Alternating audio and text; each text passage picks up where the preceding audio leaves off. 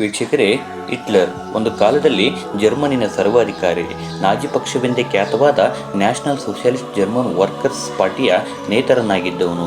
ತನ್ನ ಮಾತುಗಾರಿಕೆ ಹಾಗೂ ಪ್ರಚಾರ ಕಾರ್ಯಗಳಿಂದ ಅಪಾರ ಜನಬೆಂಬಲ ಗಳಿಸಿಕೊಂಡವನು. ಸುಮಾರು 6 ಮಿಲಿಯನ್ ಯಹೂದಿಗಳು ಹಾಗೂ ಲಕ್ಷಾಂತರ ಜನರ ಸಾವಿಗೆ ಕಾರಣನಾದವನು. ವೀಕ್ಷಕರೇ, ಹಿಟ್ಲರ್ ಡಿಕ್ಟೇಟರ್ ಆದಮೇಲೆ ಏನು ಮಾಡ್ದ ಅಂತ ನಮ್ಮೆಲ್ಲರಿಗೂ ಗೊತ್ತೇ ಇದೆ. ಆದರೆ ಹಿಟ್ಲರ್ ಡಿಕ್ಟೇಟರ್ ಆಗೋದಕ್ಕೂ ಮೊದಲು ಏನು ಮಾಡ್ತಾ ಇದ್ದ, ಹಿಟ್ಲರ್ ಡಿಕ್ಟೇಟರ್ ಹೇಗಾದ ಅಂತ ಈ ಒಂದು ವಿಡಿಯೋದಲ್ಲಿ ನಾವು ಸಂಪೂರ್ಣವಾಗಿ ತಿಳಿತಾ ಹೋಗೋಣ. ಹಿಟ್ಲರ್ ಹುಟ್ಟಿದ್ದು 1889ರಲ್ಲಿ ಆಸ್ಟ್ರಿಯಾ ದೇಶದ ಹಂಗೇರಿ ಸಮೀಪದ ಒಂದು ಸಣ್ಣ ಟೌನ್ನಲ್ಲಿ. ಹಿಟ್ಲರ್ನ ತಂದೆಯ ಹೆಸರು ಅಡಾಲ್ಫ್ ಹಿಟ್ಲರ್. ಆತ ಒಬ್ಬ ಕಸ್ಟಮ್ಸ್ ಆಫೀಸರ್. ಹಿಟ್ಲರ್ನ ತಂದೆ ಒಬ್ಬ ಶ್ರೀಮಂತ ಮಹಿಳೆಯನ್ನ ವಿವಾಹವಾಗ್ತಾರೆ. ಆದರೆ ಮದುವೆ ಶಾಲೆಯನ್ನು ಮುಗಿಸುವಷ್ಟೊತ್ತಿಗೆ ಸುಮಾರು 5 ಶಾಲೆಗಳನ್ನು ಬದಲಾಯಿಸಿರ್ತಾನೆ.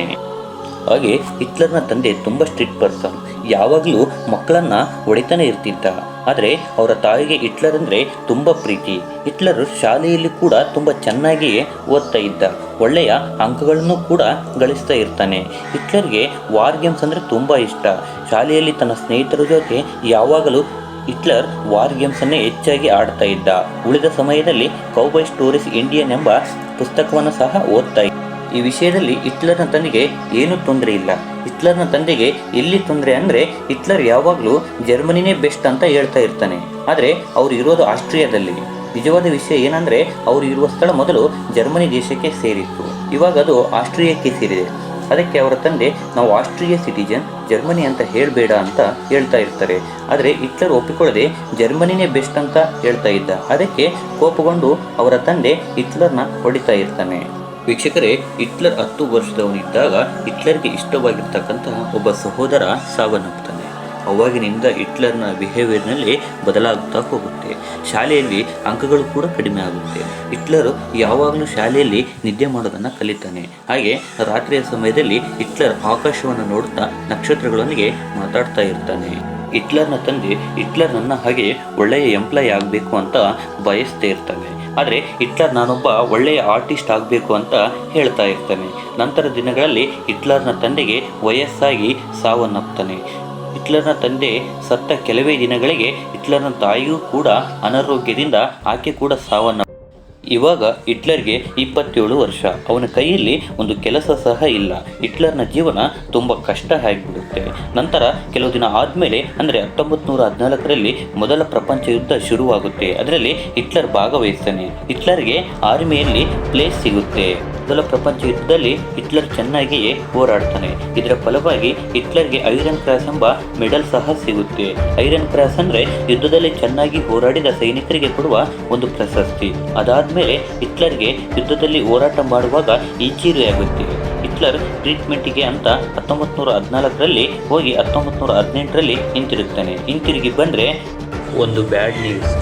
ಅದೇನಪ್ಪ ಅಂತಂದರೆ, ಜರ್ಮನಿಯು ಆ ಯುದ್ಧದಲ್ಲಿ ಸೋತು ಹೋಗಿರುತ್ತೆ. ಎಲ್ಲ ದೇಶಗಳು ಸೇರಿಕೊಂಡು ಜರ್ಮನಿಯಿಂದ ಬಲವಂತವಾಗಿ ವರ್ಸೇಲ್ಸ್ ಒಪ್ಪಂದಕ್ಕೆ ಸಹಿ ಹಾಕಿಸಿದ್ದವು.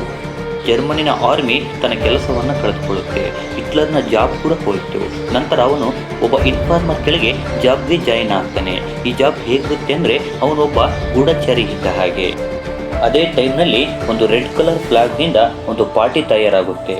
ಒಂದು ಸಾರಿ ಅವರ ಸೀಕ್ರೆಟ್ಸನ್ನು ತಿಳಿದುಕೊಳ್ಬೇಕು ಅಂತ ಆ ಪಾರ್ಟಿ ಕಂಡಕ್ಟ್ ಮಾಡ್ತಿದ್ದ ಮೀಟಿಂಗ್ಗಳಿಗೆ ಹಿಟ್ಲರ್ ಹೋಗ್ತಾ ಇದ್ದ. ಆದರೆ ಹಿಟ್ಲರ್ಗೆ ಆ ರೆಡ್ ಕಲರ್ ಪಾರ್ಟಿಯ ತತ್ವಗಳು ತುಂಬ ಇಷ್ಟ ಆಗಿ ಅವನು ಕೂಡ ಅವರ ಜೊತೆಯಲ್ಲೇ ಸೇರ್ಕೊಂಡ್ಬಿಟ್ಟ. ನಂತರ ಕೆಲವು ದಿನ ಆದಮೇಲೆ ಆ ಪಾರ್ಟಿಯಲ್ಲಿ ಟಾಪ್ ಮೆಂಬರ್ ಅಂತ ಎಲ್ಲರೂ ಸೇರಿ ಹಿಟ್ಲರನ್ನು ಆಯ್ಕೆ ಮಾಡಿದರು. ನಂತರ ಹಿಟ್ಲರ್ ಪಾರ್ಟಿ ಹೆಸರನ್ನು ಹೀಗೆ ಬದಲಾಯಿಸ್ತಾನೆ, ನ್ಯಾಷನಲ್ ಸೋಷಿಯಲಿಸ್ಟ್ ಜರ್ಮನ್ ವರ್ಕರ್ಸ್. ಅದನ್ನೇ ಶಾರ್ಟ್ಕಟ್ನಲ್ಲಿ ನಾಜಿ ಅಂತ ಕರೀತಾರೆ. ಇವಾಗಿನಿಂದಲೇ ಹಿಟ್ಲರ್ನ ಆಟ ಶುರುವಾಗೋದು. ಸ್ವಲ್ಪ ಸಮಯದಲ್ಲಿ 3% ವೋಟಿಂಗ್ ಇದ್ದ ನಾಜಿ ಪಾರ್ಟಿಗೆ 80% ವೋಟ್ಸ್ ಬೀಳೋ ಹಾಗೆ ಮಾಡ್ತಾನೆ. ಯಾಕೆ ಅಂದರೆ ಹಿಟ್ಲರ್ ತುಂಬ ಚೆನ್ನಾಗಿ ಸ್ಪೀಚ್ ಕೊಡ್ತಾ ಇದ್ದ. ಅವನು ಮಾತಾಡ್ತಾ ಇದ್ದರೆ ಎಲ್ಲರೂ ಬ್ರೈನ್ ವಾಶ್ ಆಗ್ತಾ ಇದ್ರು. ಹಾಗೆ ಬೆಳೆಯುತ್ತಾ ಜರ್ಮನಿನ ಪ್ರಧಾನಿಯನ್ನು ಭೇಟಿಯಾಗಿ ನಮ್ಮ ಜೊತೆ ಕೈ ಜೋಡಿಸುವಂತೆ ಕೇಳ್ತಾನೆ. ಅದಾದಮೇಲೆ ಆರ್ಮಿ, ಬ್ಯಾಂಕಿಂಗ್ ಎಲ್ಲವೂ ಸಹ ಹಿಟ್ಲರ್ನ ಕೈಗೆ ಬಂದ್ಬಿಡುತ್ತೆ. ದೇಶದಲ್ಲಿರೋ ವೃದ್ಧರು ಅಂಗವಿಕಲರು ದೇಶಕ್ಕೆ ಭಾರ ಅಂತ ಅವರನ್ನೆಲ್ಲ ಸಾಯಿಸಿಬಿಡ್ತಾ ಇದ್ದ. ಆ ಪಾರ್ಟಿಗೆ ವಿರುದ್ಧವಾಗಿ ಯಾರಾದರೂ ಬಂದರೆ ಅವ್ರ ಮೇಲೆ ಕೇಸ್ ಹಾಕಿ ಜೈಲಿನಲ್ಲಿ ಇಡ್ತಾ ಇದ್ದ. 1933ರಿಂದ ಹಿಟ್ಲರ್ ಪೂರ್ತಿಯಾಗಿ ತನ್ನ ವಿಶ್ವರೂಪವನ್ನು ತೋರಿಸಕ್ಕೆ ಶುರು ಮಾಡ್ತಾನೆ. 1934ರಲ್ಲಿ ಹಿಡನ್ಬರ್ಗ್ ಸತ್ತು ಹೋದ ನಂತರ ಅವನಿಗೆ ಇಷ್ಟ ಬಂದ ಹಾಗೆ ಆರ್ಮಿಯನ್ನು ತಯಾರು ಮಾಡಿಕೊಳ್ತಾನೆ.